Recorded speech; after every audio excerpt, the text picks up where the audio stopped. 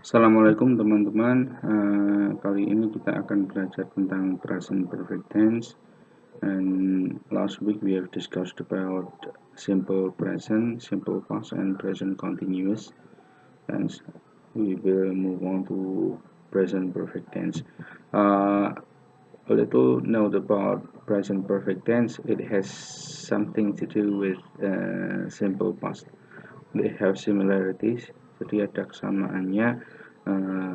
Teman-teman nanti please pay attention in the last page about the difference between present perfect and simple past. Okay, I'm sure that you are all already know about present perfect tense because it is a beginner's level tense that you may have in high school or vocational school. Jadi ini pasti sudah diajarkan dulu di waktu di SMA atau SMK. Saya akan mengulangnya secara singkat saja. Okay, we start from its etymological definition. Berdasarkan definisi etimologisnya dulu, kita lihat ada kata present dan perfect.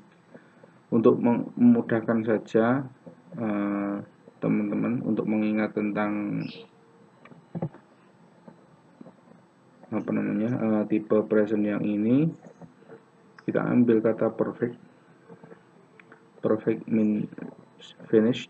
Jadi present perfect itu untuk menyatakan tentang sesuatu yang finish, yang sudah selesai. Maksudnya yang sudah selesai itu mengacu pada kegiatan yang disampaikan oleh predikatnya. Kemudian yang kedua, presentnya otomatis berhubungan dengan sesuatu yang ada sekarang, current time.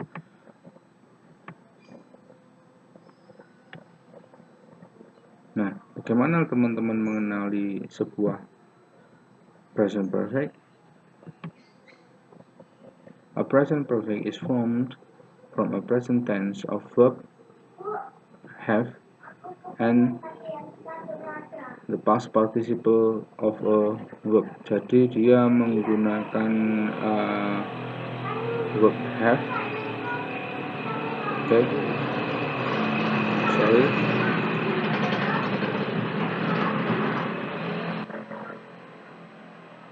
Okay, sorry about the background sound.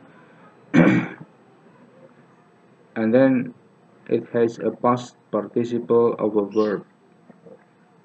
Jadi dia adalah present tense yang menggunakan modal have, terus kemudian dia menggunakan past participle of a verb. Past participle itu dengan kata lain adalah kata kerja bentuk ketiga. Polanya seperti ini. Subjek kemudian diikuti oleh has atau have. Has itu digunakan untuk subjek yang tunggal. Jadi he, she, it, orang ketiga tunggal atau benda, atau misalnya menggunakan nama. Sementara have itu untuk yang untuk yang jamak dan orang pertama dan kedua tunggal. Oke.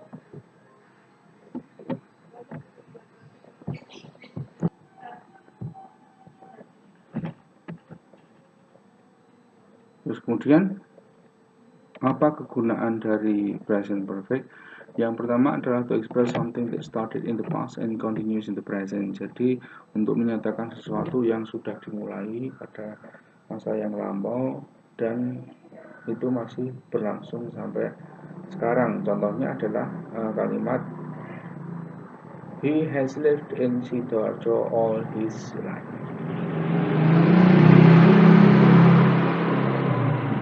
Dia sudah tinggal di Sidoarjo selama hidupnya. Atau kalimat she has been there for 5 hours. Jadi kalau tadi all his life itu menyatakan tentang sesuatu yang sudah berlangsung, sudah dimulai dan sekarang masih berlangsung. Kalau yang ini she has been there for 5 hours, dia sudah di sana selama 5 jam. Maksudnya dia itu sudah mulai perfectnya, selesainya itu dia dimulai, terus kemudian sekarang dia masih di sana selama dalam kurun 5 jam. Okay. Next, the second use of present perfect is to talk about an experience up to the present. Jadi untuk menyatakan tentang sesuatu yang pernah dilakukan. Yang pernah dilakukan itu kan sudah selesai, maksudnya sudah tidak dilakukan lagi, tapi key-nya, kuncinya adalah ini masih ada kaitannya dengan yang sekarang. She has read the book before. Kenapa tidak menggunakan pola past? Karena fungsi dari kalimat ini adalah untuk menunjukkan bahwa kita punya pengalaman. Pengalaman itu berarti ada pengaruhnya dengan yang ada sekarang. Kalau menyatakan bahwa dia pernah membaca buku itu, artinya dia tidak perlu mengulangi membaca, terus kemudian dia sudah tahu tentang buku itu. Terus kemudian I have written stories since I was a teenager.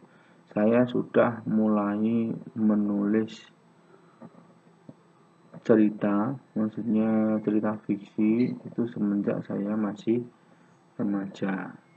Note that they all have past participle, ya, kata kerja bentuk ketiga,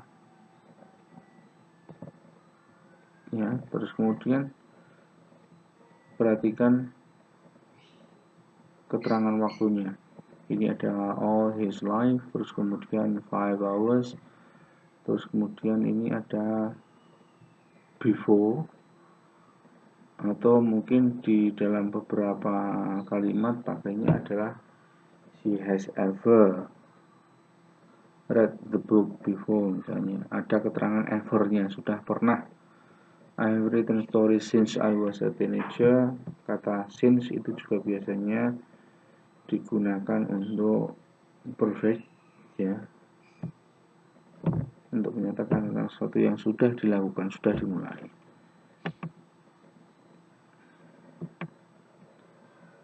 Kemudian fungsi yang ketiga adalah untuk menyatakan tentang sesuatu yang terjadi di masa lampau, tapi itu penting untuk yang sekarang.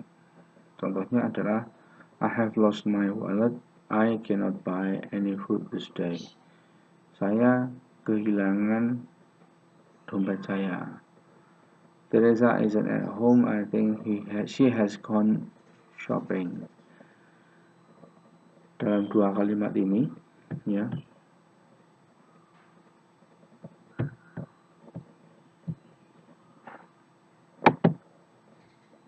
ini ya,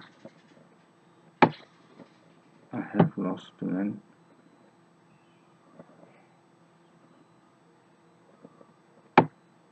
she has gone shopping. Yang perlu diperhatikan adalah bahwa kata I have lost ini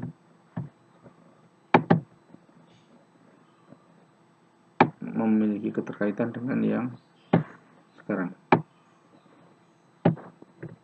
I cannot buy any food this day. Kehilangan dompetnya itu sudah berlangsung, tapi efeknya adalah dia sekarang tidak bisa membeli makanan. Ini yang dimaksud dengan happen in the past, but it is important in the present. Kemudian she has gone shopping, dia sudah berangkat shopping. Kaitannya